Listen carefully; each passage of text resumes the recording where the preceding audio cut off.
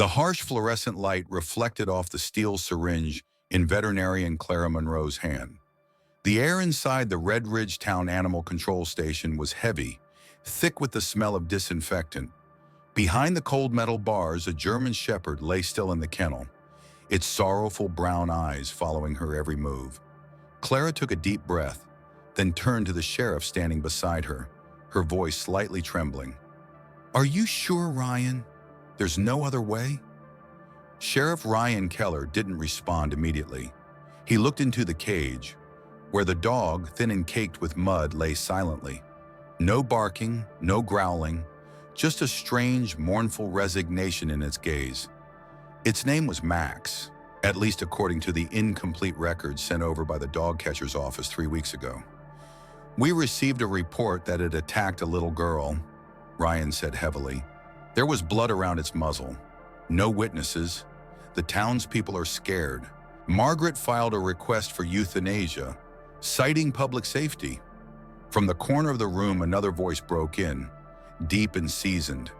"You're making a serious mistake," said Frank Dawson, stepping forward with the help of a cane. At 67, the former Marine still carried a quiet authority, his eyes sharp as they studied Max. "I've worked with dogs like this before. I know what obedience looks like. That dog didn't attack anyone. He saved someone." Clara hesitated, still holding the syringe. "But he has no owner, no papers, no one to claim responsibility." "Maybe so, but that doesn't mean he's guilty," Frank said firmly, enunciating every word.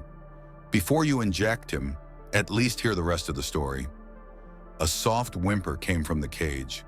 Max still lay there, but his ears twitched, his eyes fixed on the syringe in Clara's hand, as if he understood exactly what was happening. And in that gaze, there was the silence of someone who had once sacrificed everything, only to be forgotten. The clock on the wall ticked forward with a dry, mechanical beat. 3 minutes left, just 3 minutes before everything ended, or began again. And in that very moment, under the dim light casting a pale glow on Max's mud-streaked face, it was as if everything around faded away, making room for a memory to flare to life. A different life, a different name, a time of glory the world had hastily forgotten. Before he became the dangerous stray dog some now called him, Max was once the pride of the K9 unit at the Phoenix Police Department in Arizona. His full name was K9 Maximus, Tactical ID K97, a German shepherd selected and rigorously trained from the age of 10 months. Everyone who had worked with him agreed. Max was not only fast and intelligent, but possessed a quality no training could instill: absolute loyalty. Over 5 years of service, Max participated in more than 50 operations, detecting narcotics and major smuggling cases, locating missing persons in the desert, and most notably, rescuing 3 children during a kidnapping. He and his handler, Captain Richard Carter, were an unshakable team admired by all. In the hallway of the Phoenix Police Headquarters, there was a photo of the 2 partners, Carter standing tall in uniform, and Max seated close beside him, eyes fixed as if still awaiting a command. Even though the camera had long stopped clicking, it was a symbol of trust and of duty. But then, the accident happened. During a raid on a warehouse suspected of housing illegal weapons, Max sensed the roof structure was unstable. He barked in warning. As Carter hesitated, Max lunged forward and shoved him back, just as a slab of concrete came crashing down. Max was pinned on his right side. He survived, but the nerve damage to his hind leg was permanent. He no longer met the standards required for tactical recertification. Carter wanted to adopt Max, but his apartment building didn't allow large dogs. Rules were rules, even for the one who had risked his life to save him. The department arranged to send Max to a retirement center for service dogs in Colorado. On paper, Max was successfully transferred, but in reality, someone failed to complete the journey. A careless driver, a lapse in responsibility, or perhaps someone simply decided that, A crippled dog wasn't worth the trouble. Max was abandoned by the roadside. No collar, no handler, no mission. From honored officer to forgotten outcast. From hero to suspect. All it took was one injury in a world that turned its back. Street life was nothing like the training grounds at the barracks. No commands, no rewards, no one to serve. Only instinct and solitude. Max slowly adapted. Not through rebellion, but through silence, discipline, and the lessons he had once been trained to master. Observe, assess, survive. He chose a small park in the town of Red Ridge as his shelter zone. Beneath the rotting wooden floor of an old sports equipment shed was the perfect hiding spot, rarely visited, dry, and with a clear vantage point. Each morning, Max rose before dawn to evaluate his surroundings.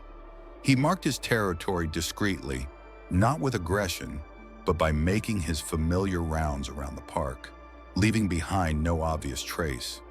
He still moved like a soldier, ears alert, eyes constantly scanning, reflexes sharp. But his hind leg was no longer the same. On cold or damp days, the pain flared from his hip down to his knee, causing a slight limp, dragging his right leg just enough to resemble a warrior bearing an old scar. He learned to avoid the dog catcher's vehicles, the distinct engine noise, the rhythm of tires on pavement, even the scent of their uniforms.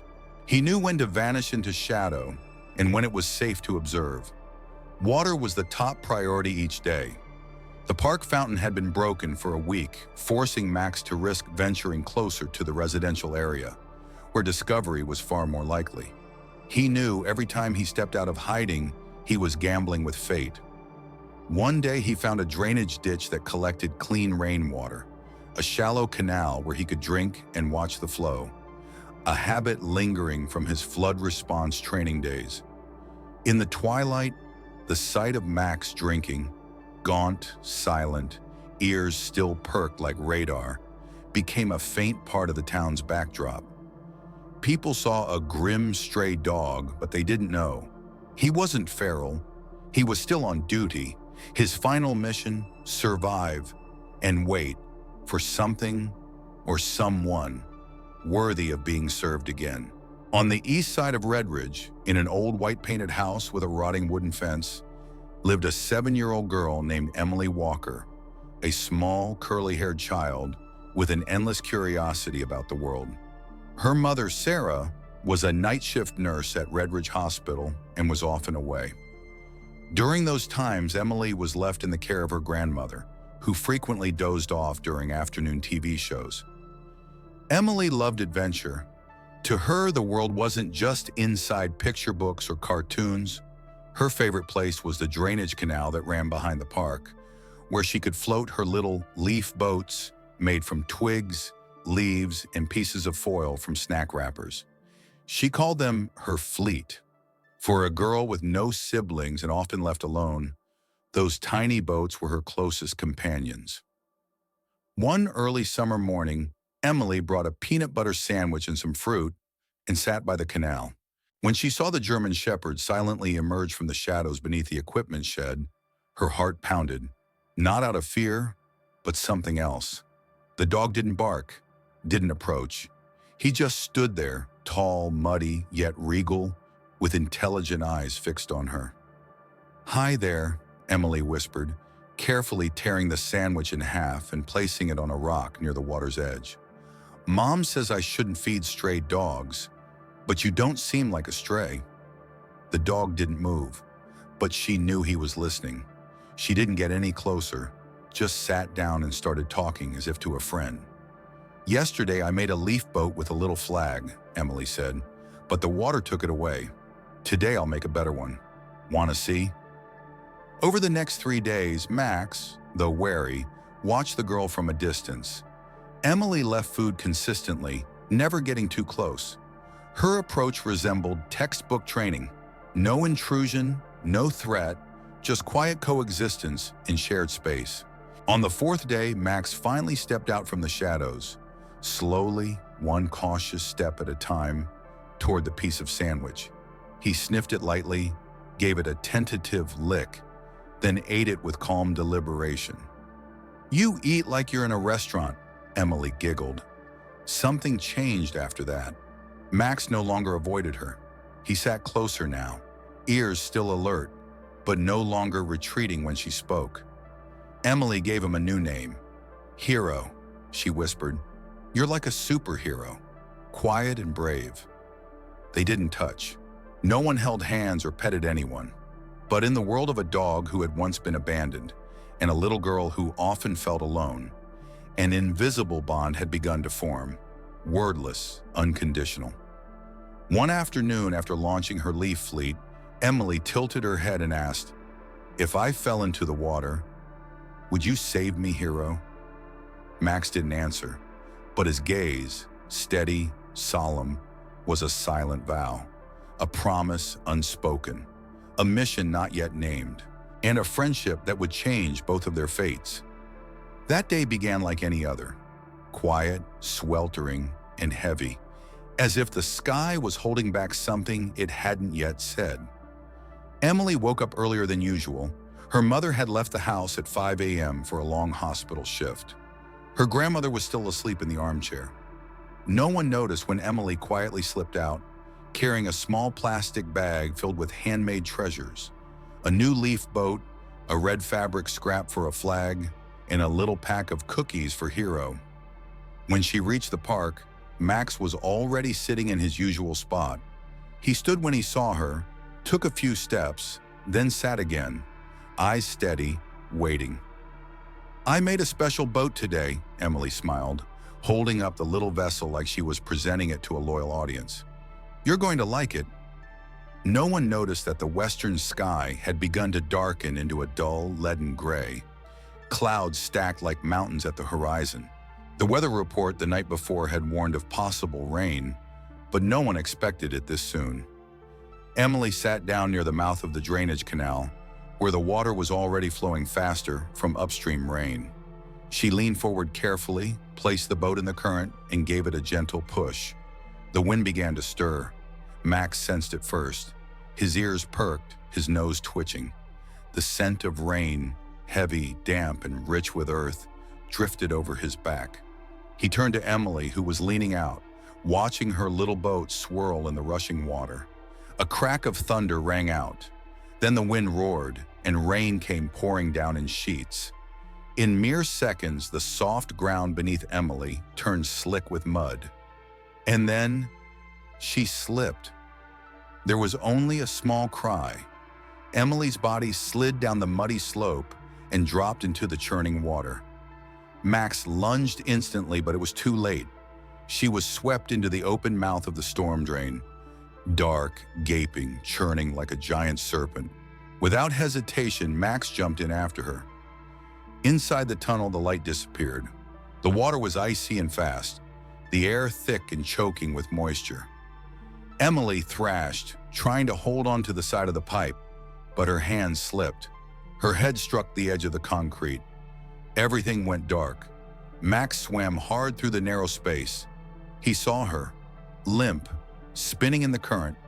Without pause, he clamped gently onto her collar and dragged her toward a small utility recess, where the current slowed and a pocket of dry space remained.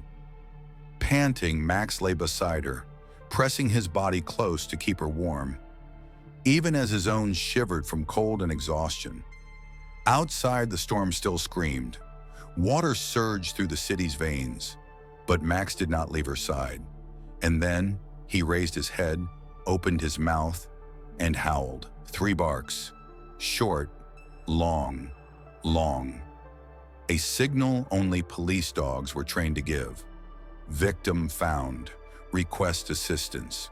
Beneath the ground, in the heart of the storm, a dog the world had forgotten was doing the one thing he had always known: saving a life. The howl echoed through the storm like a fragment of an old memory pulled from the battlefield. Frank Dawson, on his way home from the auto shop, froze in the rain. He tilted his head, weathered eyes scanning the empty park. 3 howls. Short, long, long. unmistakable. "A rescue signal," he murmured, barely believing his ears. Frank spun his car around and sped toward the park. As he neared the drainage canal, the howling still echoed, broken, fading between gusts of wind. No people, no lights, only water and darkness. Minutes later, the rescue team and police arrived, guided by the weak GPS signal still emitting from Emily's phone, which had fallen but hadn't gone offline. When a flashlight pierced the mouth of the storm drain, a stunning scene appeared. Max was slowly wading through the water, gently gripping Emily's collar, her small body limp in the current. He dragged her to the edge and laid her down with care. An officer rushed forward to check her pulse. "She's alive! Breathing is faint. Hypothermia!" Everyone stood frozen, but then a streak of blood from the head wound on Emily's shirt seeped onto Max's soaked fur. And from behind came a shrill cry. "Oh my God, that dog hurt her! Look, there's blood on it!" It was Doris Mallory, a neighborhood resident known for her fear of dogs and frequent complaints to clean out those strays from the park. Chaos erupted. Some people shouted for animal control. Others stood still, uncertain of what to believe. Max didn't bark, didn't fight. He just turned back and looked at Emily one last time. A young officer pulled out a leash and stepped forward. "We need to contain this dog for examination. Possible signs of aggression." Frank stepped between them and Max. "He didn't attack anyone. He just pulled that girl out of a storm drain. Are you blind?" "We can't take chances, Mr. Dawson," the officer replied. "If the public files a complaint, the town has to investigate." Max stepped back. He understood. Every suspicious glance, every order. And then, like an old instinct reawakened, Max turned and ran, vanishing into the rain as if he had never existed. Frank let out a long breath. Once again, misunderstood. The rain had stopped, but Frank Dawson's heart was far from calm. What he'd seen the day before, a dog saving a child only to be feared, wouldn't let him rest. At dawn, he returned to the park. He scanned the area near the old equipment shed, Max's known hiding spot. Beneath the damp grass, he found faint paw prints, deliberate, looping classic patrol behavior. A few black hairs clung to a splintered wooden board. Frank called out softly, no bark. Then from his coat pocket, he drew an old whistle, the same kind used for K9 training, a single high-pitched blow, nearly inaudible. From the trees, Max appeared. No panic, no hesitation, just a steady gaze, waiting. Frank raised his hand. "Position." Max sat upright. "Report." Max lifted his right paw to his chest. Frank exhaled, voice catching. "You really are one of us." Without delay, he brought Max to the local clinic. Dr. Clara Monroe scanned the chip. A soft beep. Then the record popped up. K9 Maximus. Phoenix Police Department. Status: awaiting adoption. Lost in transit. Clara frowned. He was retired 8 months ago. They arranged for him to be sent to a K9 retirement facility in Colorado. But the receiving center marked him as never arrived. Frank clenched his jaw. "They lost him? Like luggage?" Clara nodded slowly. "No investigation. Just filed it away. Because he's only a dog." Frank placed a hand gently on Max's head. "No, he's a soldier." For the first time in months, Max lowered his ears, stepped forward, and pressed his head against Frank's chest. No longer a stray, no longer a suspect. At last, he had someone on his side. A week after the flood, Max was still being held at the Red Ridge Town Animal Control Center, awaiting a final decision: pardon or lethal injection. The story had spread across the community. On social media, in local news, and over morning coffee chats, people argued fiercely. Was Max a dangerous stray that injured a child, or a brave K9 officer who was tragically misunderstood? The town government scheduled a public hearing at the town hall, where Max's fate would be decided.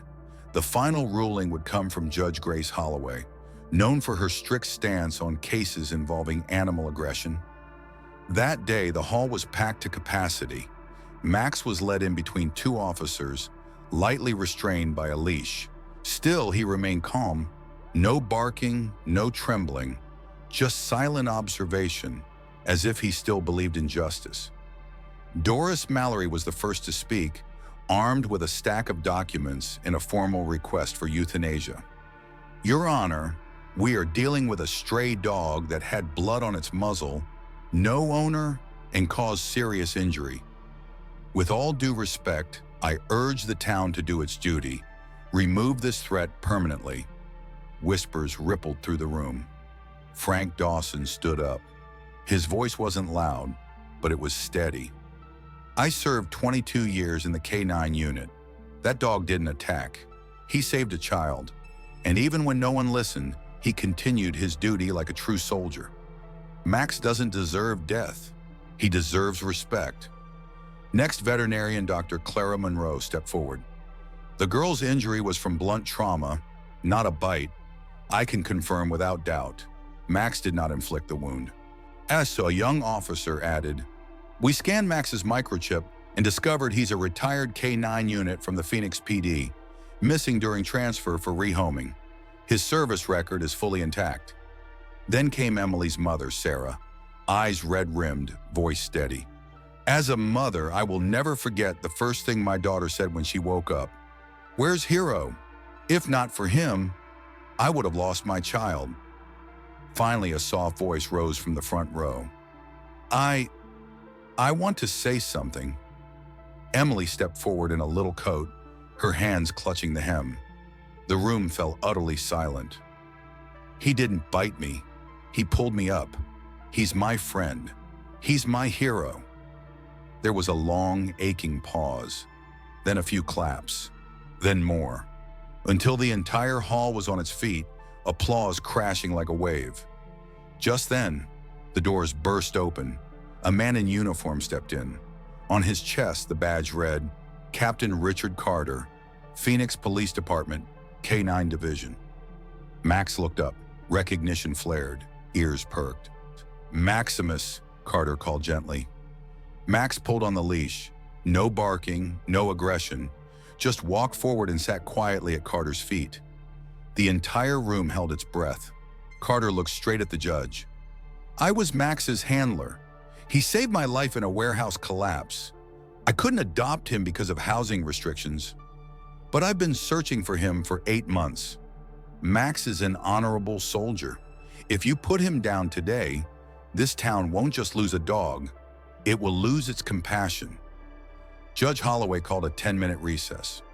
After the hearing, something shifted in Redridge. The storm had passed, not just in the sky, but in people's hearts. Max was brought back to the veterinary clinic for rest, proper meals, and quiet. But one question remained. Where would he go? Captain Richard Carter visited Max every day while still in town. Max always sat upright when he saw him, alert, loyal, ready. But on the third day, Carter was the one to speak first. "I can't take him back," he said quietly to Frank and Dr. Clara. "I live in department-issued housing. Large dogs aren't allowed, not even retired K-9s. But Max deserves a home, not another kennel." Frank nodded, then turned to Sarah and Emily, who were nearby. Emily held a red leash in both hands, cradling it like it was sacred. "I'm not his old partner," Frank said gently, "but I know a soldier when I see one. He's not looking for another mission anymore. He's already chosen someone to protect, and she's standing right here." Emily looked up, eyes wide with hope. "I'll take care of Hero," she whispered. "I promise I won't let him get lost again." Emily turned to her mother, eyes wide and shining like the first time she saw Max. "Please, Mom. I'll walk him every day. I'll feed him, brush him. I promise." Sarah looked at her daughter, then at Frank. Then she smiled. "We can try." Carter stepped forward, kneeling beside Max. He unclipped the worn, faded duty leash from his collar and offered it to Emily. "He's no longer a police officer," Carter said, "but if you can earn his trust, you'll have the most loyal friend anyone could ask for." Emily gently clipped the new red leash onto Max's collar. Her hands were steady, her heart full. "Welcome home, hero." Max looked around once. No crowds, no spotlight, just a girl smiling at him, and the feeling of belonging. From a few steps away, Frank watched quietly, a smile forming behind weathered lips. "He doesn't need orders anymore," Frank said softly. "He just needs a home."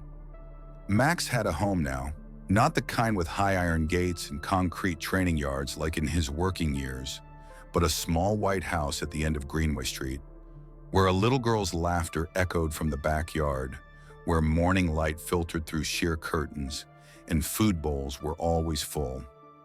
Every morning, Max woke up before Emily. He made a round through the house, checked the back door, sniffed lightly at the window latches, and paused by the weathered wooden fence. Though he no longer wore a tactical vest, every step still carried the rhythm of a soldier, a habit, a mission. Emily called it patrol time. "Mom, Hero's on duty again. I think he's checking to see if our house is safe." Max never let Emily out of his sight for long. When she rode her bike to the park, he followed close beside her, not barking, not chasing, just quietly watching everything around her. Another dog might have darted after squirrels, but Max didn't. He was the wall between her and the world. In the evenings, as Emily studied at her old wooden desk, Max lay curled beneath her feet, his head resting against her toes as if he could feel her heartbeat through her skin. When she grew tired and leaned her head against him, Max never moved, not once. Sarah, Emily's mother, was hesitant at first, but over time, she came to realize there was something in Max that no human could replace. A loyalty that needed no training, a love that asked for nothing. Captain Carter still visited from time to time. Each time, he brought special treats and an old rubber ball, one Max used to play with during training. "You still hold yourself like an officer," Carter chuckled, giving Max a gentle pat on the shoulder. Max would sit upright, tail brushing the floor in a quiet, familiar greeting. They didn't talk much. Carter would throw the ball a few rounds, ask Emily about school, and then sit on the porch steps for a long while. Not to supervise, but simply to feel something rare. That the dog he once trusted with his life was still here, and still loved. The town of Red Ridge had changed too. People now called Max by his new name, Hero. A small sign was placed at the corner of the park. Hero's Corner, where one dog taught a town about courage and forgiveness. One rainy night, thunder rolled overhead. Emily was fast asleep. The sound made Max stir. He got up, climbed gently onto her bed, and lay beside her. He wasn't afraid of the storm, but he remembered. And in his memory, a little girl had once fallen into a rushing canal because she believed in a paper boat. He had been there then, and now he still was. No one called him officer anymore. No one needed him to sniff out narcotics or solve crimes. He had nothing left to prove. All he had to do was protect Emily, and for Max, that was enough.